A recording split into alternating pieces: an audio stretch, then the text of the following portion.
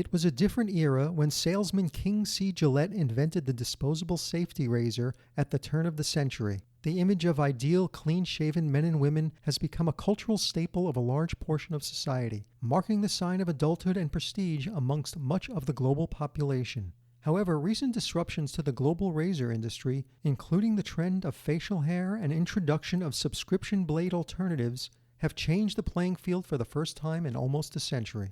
My guest today on the luxury item is Falguni Desai, CEO and Managing Director of the luxury men's grooming brand The Art of Shaving. The Art of Shaving was founded in 1996 by husband and wife team Erica Malka and Miriam Zowie. They set out to help men transform timeless grooming customs into a whole new experience with elegant handcrafted razors and shaving accessories. In 2009, Procter & Gamble purchased The Art of Shaving and expanded its dominance in the men's shaving market.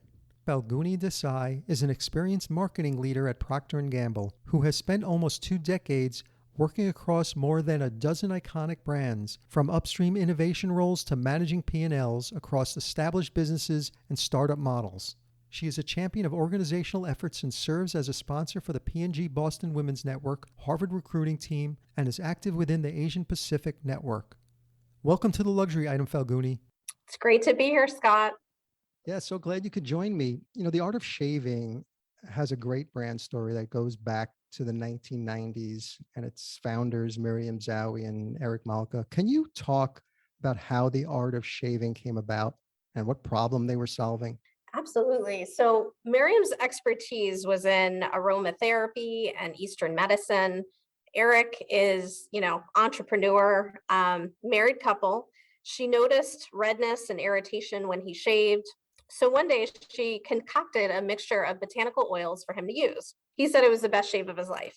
They then sold their car, started their business in 1996, and the brand just celebrated its 25th birthday. So this continues to be the inspiration of how we innovate, solving people's problems with love.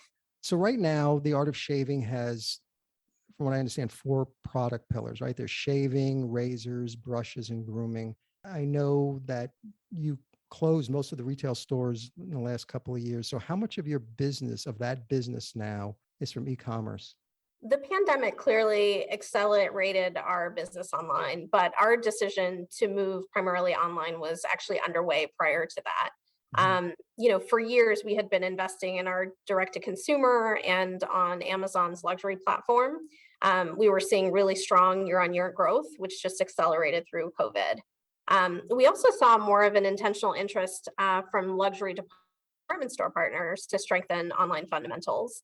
And I would say that in recent months, we're seeing some of the consumer shift back to brick and mortar. However, most consumers have permanently changed how they shop, right? They're now true omni-channel shoppers. How many stores do you have now in the US? We have our store in Madison Avenue in New York, then Disney Springs in Orlando. And the Art of Shaving is not your father's drugstore razor. Razor offerings can be as much as like $200 and brushes as high as $250. And like any luxury brand, how does the Art of Shaving create that desire for something extraordinary? It's all about performance and craftsmanship and, creating those exclusive experiences. Those are all of the key attributes of luxury and ones that we really excel in. We offer unparalleled grooming products and services with the highest quality and craftsmanship. And our connections with consumers are very intimate. Our clients feel really special. We have a sensorial experience that we offer. We sustainably source our essential oils from the 4 corners of the earth to, really ensure we have the finest quality ingredients in our products that help nourish the skin. Sandalwood, lavender, oud, and hydration without the scent. We really do want to give him that pampered barbershop feeling right at home. Yeah, and I remember the Art of Shaving had been running this marketing campaign, with this tribal-like tagline, "Welcome to the Brotherhood of Shaving." And it came across as like this insider brand. It's for people in the know. Is that still the case, how you position yourself, like this in the know brand? So our positioning has changed a bit, but that campaign first started with the insight that our society has really relegated shaving to be a chore. And our goal as a brand is to really elevate the shaving experience into an art. And so the Brotherhood was all about uniting a community, who really appreciated the craft. And it was about celebrating grooming as a ritual and not just thinking about it as a chore. We still do have a great CRM program that extends across email and SMS. And yes, those people are still in the know. Signing up for that program gives clients kind of exclusive offers, content, and they're often the first to know about new campaigns.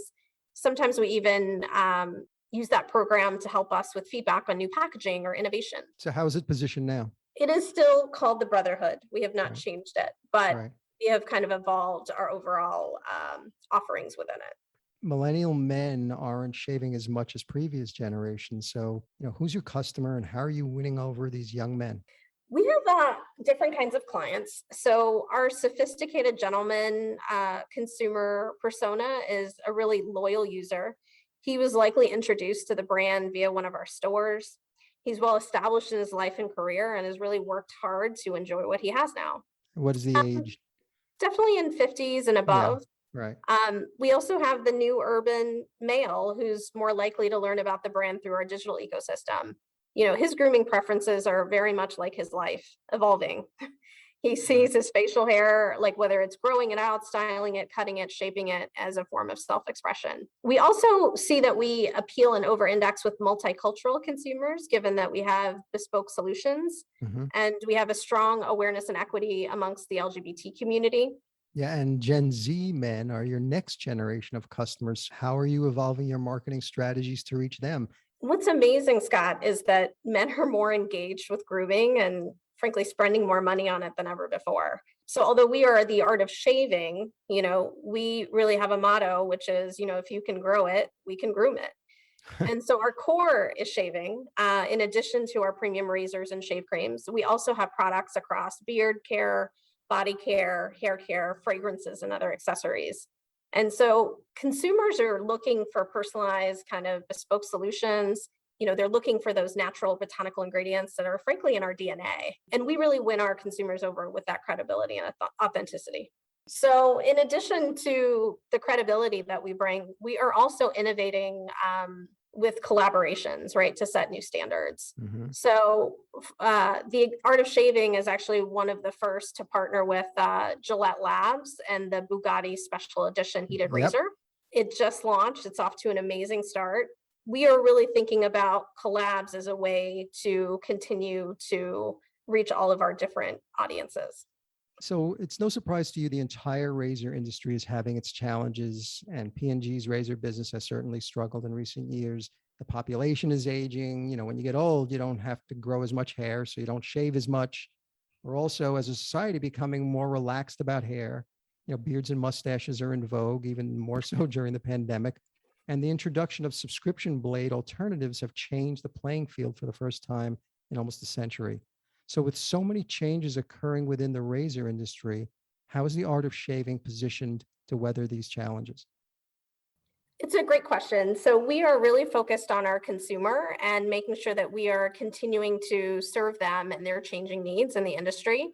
We're modernizing our brand across kind of the areas that the consumer is looking at most, whether it be innovation, whether it be some of our packaging, the way that we go to market, and how we actually reach them. Yeah. Yeah. And during the months when it was difficult or illegal to go to the barber, people were socializing less, going to the office less. Men grew out their scraggly mustaches and goatees. There was really no longer pressure to keep up a daily shave, even on Zoom.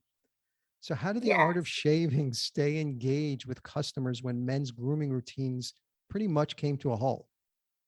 Yeah, it was a crazy time. We very quickly after closing, a lot of our stores due to the pandemic, had found the stay-at-home measures created different challenges for our consumers. We knew that we needed to think about how to reach them in a different way. So we actually launched a virtual barbershop on Hmm. Instagram. And, we did this across our social channels. And, we have a number of barbers that work for the art of shaving. And Mhm. so we leveraged them to give tips on facial grooming and at home haircuts. So we created this space that was really curated by our master barbers from across the country. We partnered with some influential celebrity barbers. And then we really just wanted to give a venue for people to be able to tell their stories during, this uncertain time that we were all going through together as a world, just like a lot of people would in a physical barbershop. How does one become a barber influencer? Yeah, so there's a lot of people who are really masters at barbering. It is very much an art, and that is what they do. That's what they're passionate about. And a lot of our master barbers, actually have really strong followings within, social media. It's kind of Hmm. amazing. And now that a growing portion of the population is getting vaccinated and returning to some semblance of normal life, and eventually more workers are returning to the office, where do you think the entire men's grooming market is going to shift to? The trends, like during COVID, were very clear. We saw a lot more beards, as you mentioned. There was really a focus on health and hygiene overall, as it relates to grooming. And then, of course, self-care overall. These are going to continue to be there. They're not going away. Grooming as a ritual is definitely not gone, even as facial hair trends change and kind of evolve year on year. I think some people are going to go back to barbershops and spas, and then some people are going to continue to do more things DIY and at home. And I think the relationship between your grooming routine and the impact that it has on your skin is actually going to become a lot more elevated. And as I mentioned before, I do think shopping behaviors change during all of this. So I think there are some consumers who maybe stopped going in store or were shopping more online. And I think the reality is, most consumers are omni-channel shoppers. Do you think you'll focus more or launch more products that are skincare related as opposed to maybe, having to do with shaving? I think we are focusing on all the places that, our consumer is asking us to create solutions for. We really are focused on what are the unmet needs of the consumer and, how do we serve them? Yeah. And before you were mentioning that there are still two physical stores in the US, one, here in New York City on Madison and the other one in Orlando. What roles do these two physical stores play? Because they seem to be serving two different audiences based on where they're located. Yes. These were both flagship stores for us. We are the Art of Shaving New York. So our Madison Avenue store is part of our origin story as a brand. People go to Disney, right, to relax, to make memories, and our barber spa is certainly a very very pampered and unforgettable experience. So they do serve different audiences, but they both serve an important role in experiencing our brand with our consultants, with our services, in real life. So I would imagine when you had all the retail stores, education was a huge part of that sales strategy because it was in person. You could educate men in there about, shaving regimens, et cetera. So how are you doing that now when most of the business is e-commerce? We're working through the whole kind of digital path to purchase in the funnel to really invest in education, in digital commerce. We have advisor tools, we have Beard Academy tools on our site. We even offer personalized consultations with our in-store associates if a consumer wants to speak to someone about their specific needs. So the education continues to be really critical, and teaching consumers about our products is something that we need to do across all channels. So, I can't talk about the razor and shaving marketing without talking about the challenger brands that upended the way consumers buy razors with its direct to consumer subscription models. Harry's and Dollar Shave Club, which I think Unilever bought back in 2016, disrupted the razor market by competing with legacy brands, Schick and Gillette, and stealing a good chunk of the razor market share. Like many thriving DTC brands, Harry's and Dollar Shave Club found success by reaching out and making a pitch directly to male consumers, primarily on social media, and using the power of authentic storytelling and digital design. How has their impact changed the way Gillette and the art of shaving goes to market? Gillette has been and continues to be the market leader in the US and around the world, with more than 800 million consumers around the world trusting Gillette for shaving needs. I can't comment on competition, but I can say that the total P&G grooming business has continued to grow sales year on year consecutively for the past 3 years. We've grown sales 5%, double-digit profit growth despite the pandemic. And we continued that momentum in the first quarter of the fiscal year. Competition makes us better, but, we remain focused on serving our consumers and delivering value for them, for the company, for shareholders, for customers, and our approach is working. And many luxury brands are turning from first and third party cookies to zero party data to draw closer to their most devoted customers and offer more personalized experience. How are you thinking about new strategies to have stronger direct relationships with your customers? This is really critical. We have a data strategy that is focused on building stronger one-on-one relationships with our consumers. We have a strong CRM program, which I mentioned, but we've also been redesigning our online experience for our consumers and activating a variety of different touch points to offer suggestions, right? Like a digital version of an assisted selling sort of environment and experience. And a lot of this is powered via machine learning. So we definitely are leveraging, data to help improve the consumer experience overall. So Gillette has a new creative and innovative design division of the company called Gillette Labs. Can you talk a little bit about what that division does? Yeah, it's a premium division, and it really is about creating tech-inspired devices that really fuse form and function. So the products are really designed to delight, to elevate, and transform the grooming experience into one that's truly exceptional. The heated razor was the first product introduced for Gillette Labs in 2018. And it was actually recognized as one of the smartest inventions of the year by Time magazine. The most recent Bugatti special edition that we talked is kind of the first of its kind razor into that sort of same dimension. Overall, Gillette Labs will continue to explore unexpected spaces, like investing in research and development, and ultimately cool, innovative devices for the modern guy. And so there's a lot more coming from this brand. So this past spring, the Art of Shaving partnered with the New York-based charitable organization Broadway Cares, Equity Fights AIDS.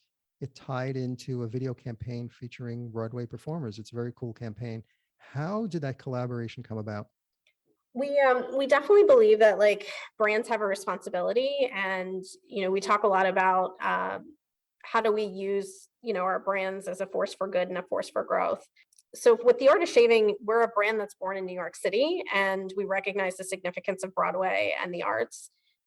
We first started partnering to make a donation with Broadway Cares and Equity Fights AIDS. The organization is amazing. It helps men, women, children across the country receive life-saving medications, healthcare, nutritious meals, counseling, all much needed things during challenging times that we have all been facing. But we also recognize the impact of the pandemic for performers. And so in addition to the donation, we put some of these incredible Broadway actors into a campaign for the Art of Shaving. And it was really focused on self-expression. And they showed how their morning routines could be really transformed from being a chore to an indulgent ritual that really helps them unleash some of their unique identities. So it was a lot of fun, and it was great to be able to partner with such a great organization. Any other new campaigns coming up for the holidays? Yeah, we have some great things coming up for the holidays. So last year we did a warm up the holidays execution where we actually partnered with a number of small businesses that were impacted by the pandemic. For this upcoming holiday season, we have a campaign that talks about how the Art of Shaving is the secret to successful holiday photos. So, we all know that the holidays can be a stressful time, a lot of things out of control, but the one thing that you can really be certain of is your best luck with the Art of Shaving. So we're collaborating actually with photographers and barbers, which are experts in controlling the elements of the perfect photo. They're going to share tips, they're going to share advice for how men can feel confident and look their best as they go into this crazy holiday season. So my final question is the luxury item question, which I ask all my guests. You've probably heard the show before. If you were stranded on a deserted island and you could only have one luxury item with you, what luxury item would that be? It can't be any form of air transportation or any kind of transportation, anything that requires mobile service. It's just you, the sand, a few palm trees, and you're surrounded by miles and miles of water. What is that one luxury item that you would want to have with you? With all the salt and the sun, I think my skin would need a ton of love. So I take my best moisturizer with sunscreen with me. Hopefully it's a large size bottle, and assuming that you'll be there for a while. Hopefully you'll be rescued before that you finish it. But that's a good answer. Falguni Desai, Chief Executive Officer of The Art of Shaving. Thank you so much for joining me today on The Luxury Item. Thank you so much for having me, Scott.